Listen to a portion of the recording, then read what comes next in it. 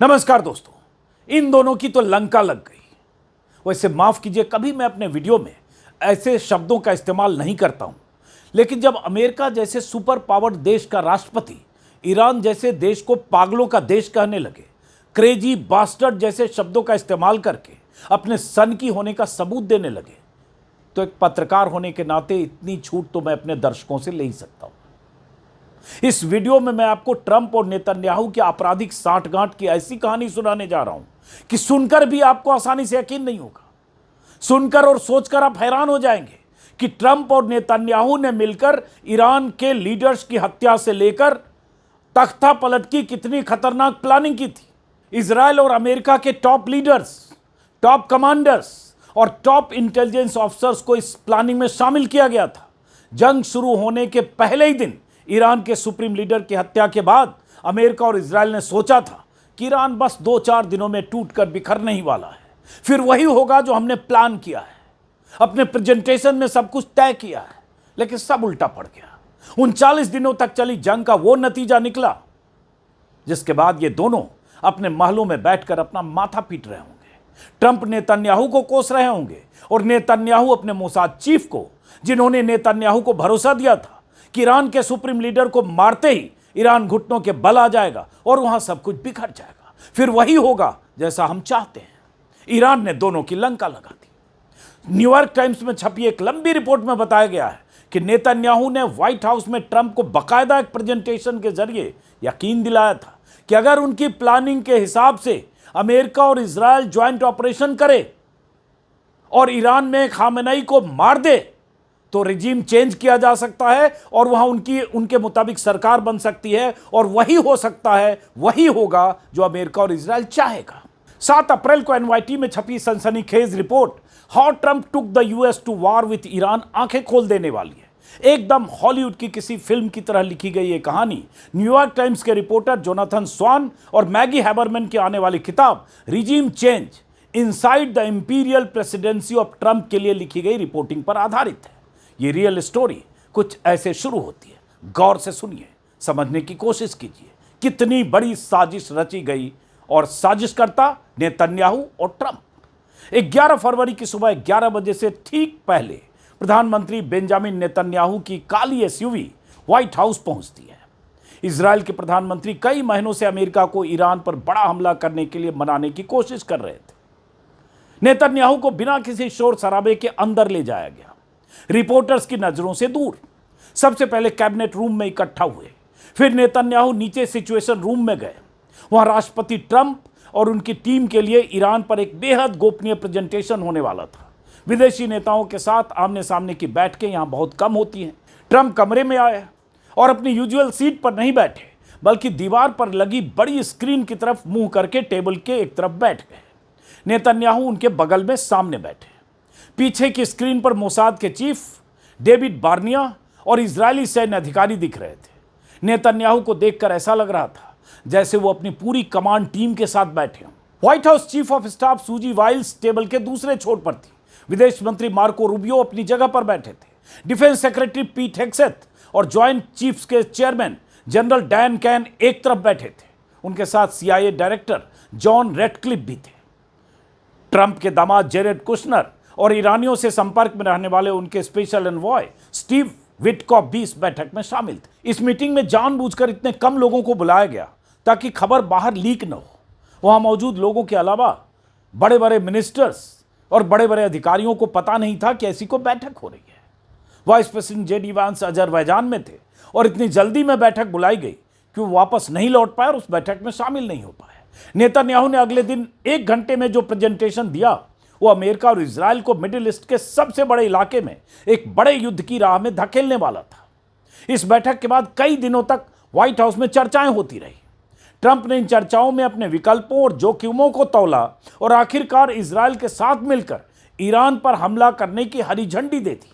गौर से सुनिए पूरा मामला। 11 फरवरी को सिचुएशन रूम में नेतन्याहू ने जोरदार दलील दी।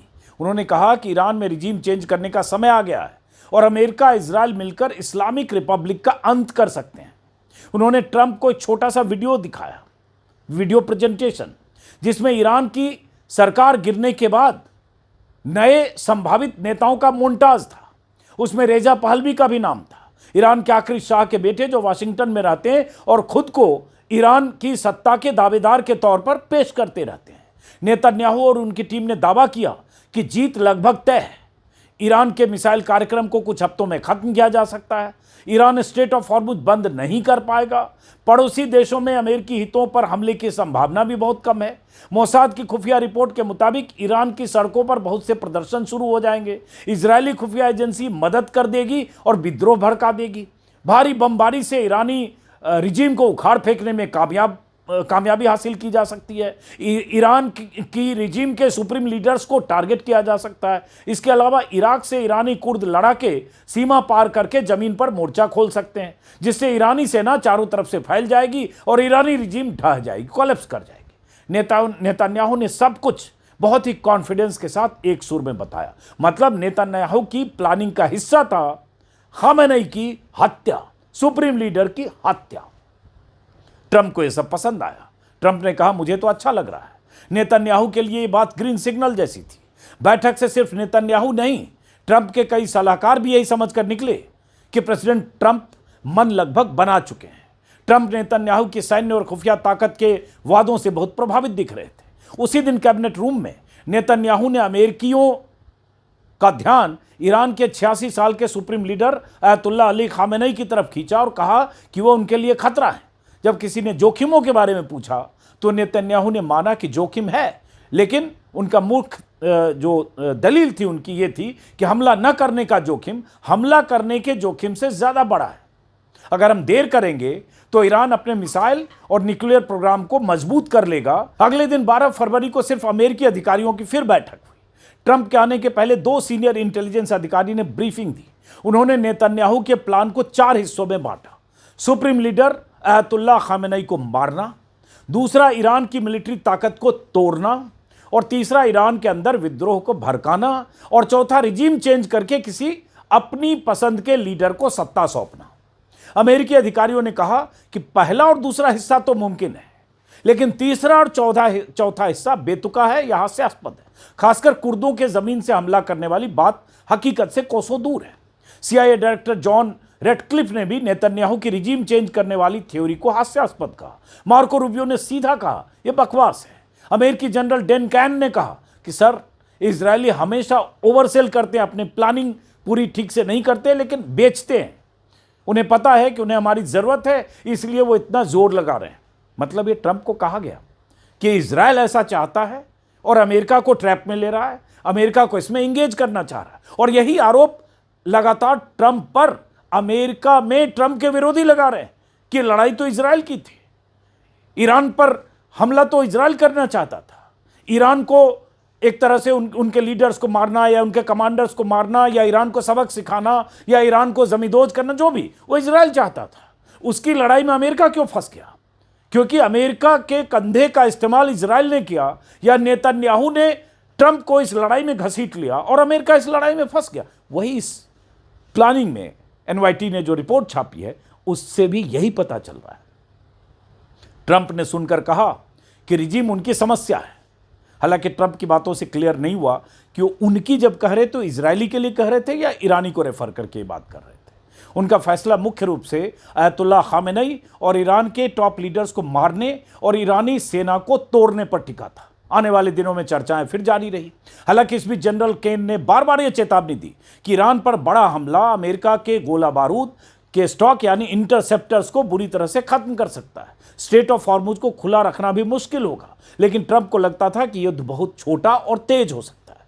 उस बीच ये भी कहा गया कि उस मीटिंग में अमेरिकी सैन्य अधिकारियों ने यह भी कहा कि उनके पास जो मिसाइल पावर है वो बहुत ज़्यादा है और उसको रोकने के लिए हम जितने इंटरसेप्टर्स का इस्तेमाल करेंगे वो हमारे ख़त्म हो सकते हैं, जो ज़्यादा महंगे। ये सब भी बात हुई। ट्रंप की सोच नेतन्याहू की सोच से काफ़ी मिलती थी।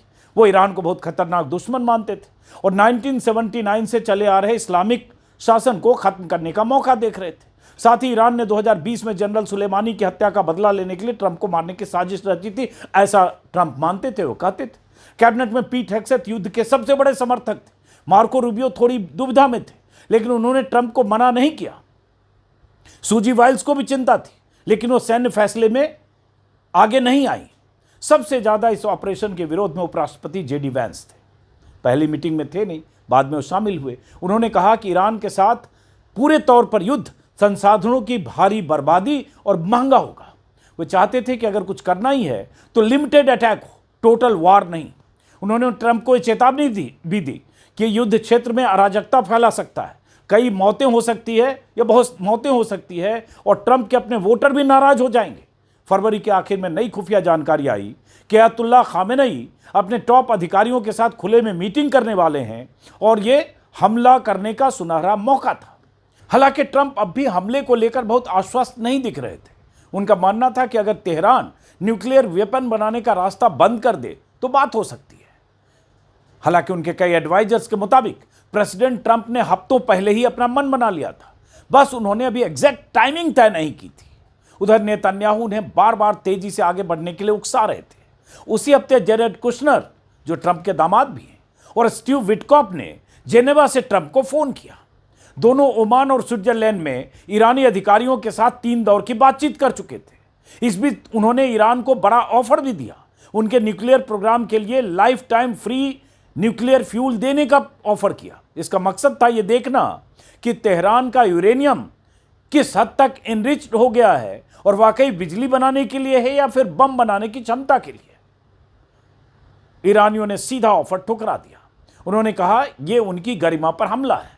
कुशनर और विटकॉफ ने वापस आकर ट्रंप को साफ साफ बता दिया, सर शायद हम कुछ न कुछ डील कर सकते हैं, लेकिन इस पे कई महीनों लग जाएंगे। अगर आप हमसे सीधा पूछ रहे हैं तो क्या हम आपकी आंखों में देखकर कह सकते हैं कि हम यह समस्या हल कर देंगे? तो सच तो यह है कि अभी बहुत रास्ता लंबा है। ईरानी अभी भी खेल कर रहे हैं, खेल रहे हैं। ये एनवाईटी ने लिखा है। 26 फरवरी गुरुवार को शाम करीब 5 बजे सिचुएशन रूम में लास्ट मीटिंग हुई, आखिरी मीटिंग। ट्रंप ने सबकी राय ली। तब वाइस प्रेसिडेंट जेडी वैंस ने कहा, मुझे लगता है यह बुरा आइडिया है, लेकिन अगर आप करना चाहते हैं, हमले की बात हो रही थी, तो मैं सपोर्ट करूंगा। व्हाइट हाउस की चीफ ऑफ स्टाफ सूजी वाइल्स ने कहा कि अगर आप नेशनल सिक्योरिटी के लिए जरूरी समझते हैं तो आगे बढ़िए। सीआईए के डायरेक्टर रेडक्लिफ ने भी इस पर अपनी प्रतिक्रिया दी और कहा, सुप्रीम लीडर को मारना संभव है। पीट हेग्सेथ, जो इस युद्ध के लिए सबसे उतावले थे, उन्होंने कहा, हमें आखिरकार ये तो करना ही है, तो अभी कर लें। जनरल केन ने ट्रंप को इस मिशन के खतरे बताए, लेकिन कोई सीधी राय नहीं दी। मार्को रूबियो ने ट्रंप से कहा कि अगर लक्ष्य सिर्फ मिसाइल कार्यक्रम को खत्म करना है तो कर सकते हैं, लेकिन रिजीम चेंज गलत होगा। सबकी बात सुनने के बाद ट्रंप ने कहा, मुझे लगता है यह करना चाहिए। हमें सुनिश्चित करना चाहिए कि ईरान के पास न्यूक्लियर वेपन ना हो और वो इजराइल या पूरे रीजन में मिसाइलें न चला सके। तब जनरल केन ने ट्रंप से कहा कि वो अगले दिन दोपहर 4 बजे तक उन्हें ग्रीन सिग्नल दे दें। अगले दिन एयरफोर्स 1 पर जनरल केन की डेडलाइन से 20 मिनट पहले ट्रंप ने हमले का ऑर्डर देते हुए जनरल केन को मैसेज भेजा कि ऑपरेशन एपिक फ्यूरी को मंजूरी दी जाती है, कोई रद्द नहीं, शुभकामनाएं। और उसके बाद जो हुआ आप जानते हैं। 28 फरवरी को पहले ही दिन जबरदस्त हमले में ईरान में एक ठिकाने पर मीटिंग कर रहे ईरान के सुप्रीम लीडर अयतुल्ला खामेनेई और उनके साथ बहुत सारे कमांडर्स, लीडर्स जबरदस्त बारूदी हमले में मारे गए। और उसके बाद लगातार 38 दिनों तक क्या हुआ, इस पर हम बहुत बार, दर्जनों बार, 50 बार बात कर चुके हैं, दोहराने का कोई फायदा नहीं। लेकिन हुआ यही कि ट्रंप के लिए नेतन्याहू की तरफ से जो प्रेजेंटेशन दिया गया, जो भरोसा दिया गया, मोसाद ने नेतन्याहू को जो भरोसा दिया, वो पूरी प्लानिंग जो ट्रंप को दिखाई और बताई गई, वो प्लानिंग 72 घंटे में फेल हो गई। ट्रंप को एहसास हो गया। जब 72 घंटे बाद, सुप्रीम लीडर के मारे जाने के 72 घंटे बाद, और उसके बाद तो लगातार 38 दिन बाद तक भी ईरान उसी तरह से मिसाइलें दागता रहा, ईरान पर लगातार अमेरिका हमले करता रहा और इजराइल हमले करता रहा, लगातार कारपेट बमबारी होती रही, हर रोज ईरान के कमांडर मारे जाते रहे, लीडर्स मारे जाते रहे, आईआरजीसी के लीडर्स मारे जाते रहे। बावजूद इसके ईरान टिका रहा और तब लगा ट्रंप को कि ये गर्दन तो फंस गई है। और इसलिए ट्रंप के अगर बयानों को देखेंगे 3 मार्च के बाद से अब तक, तो न जाने कितने तरह के बयान दिए, एक लंबी लिस्ट है। 3 मार्च को ही पहली बार ट्रंप ने कह दिया था कि हमने युद्ध जीत लिया। 6 मार्च को कह दिया ईरान को बिना शर्त सरेंडर करना चाहिए। और उसके बाद हमने ईरान को हरा दिया, 7 मार्च को उन्होंने कहा। तो इस तरह से बयान देते गए, कभी लग रहा था हम जीत रहे हैं, कभी लग रहा फंस रहे हैं, कभी लगता है गर्दन फंस गई, कभी लगता है ईरान तो पीछे हट नहीं रहा। ये पूरी कहानी जिस पर हम लोग बहुत बार बात कर चुके हैं। तो इसलिए हमने कहा कि इन दोनों की तो लंका लग गई। दोनों ने जो सोचा था, या नेतन्याहू ने जो प्लानिंग करके ट्रंप को बताया था कि आप 4-6 दिन में निकल जाएंगे इस लड़ाई से और हम निपटा देंगे, क्या हुआ आप जानते हैं। सीज फायर हुआ ट्रंप की तरफ से, शर्तें अभी ईरान की है, 15 दिन बाद क्या होगा देखते हैं। लेकिन ईरान पूरी मजबूती के साथ, पूरे इकबाल और बुलंद हौसले के साथ, उस पूरी प्लानिंग के साथ जो आयतुल्लाह खामेनेई या लीडरशिप ने की होगी कि वो न रहें, वो शहीद हो जाएं या मारे जाएं, तब भी वो सिस्टम काम करता रहे और दुश्मनों को मुंह तोड़ जवाब देता रहे। वो प्लानिंग ईरान की थी कि ये 38-39 दिन तक भी ईरान जंग में डटा रहा, लड़ता रहा। अब सीज फायर है, 15 दिन बाद जो होता है देखते हैं। फिलहाल इस वीडियो को यहीं खत्म करते हैं। मकसद था ये बताना एनवाईटी के हवाले से कि अमेरिकी अखबार लिख रहा है कि किस तरह से अमेरिका इस ट्रैप में फंसा, किस तरह से अमेरिका ने, ट्रंप ने कोई प्लानिंग नहीं की थी। ऐसी दर्जनों रिपोर्ट पिछले 20 दिन 25 दिन में अमेरिकी अखबारों में छपी है। तो फिलहाल नमस्कार।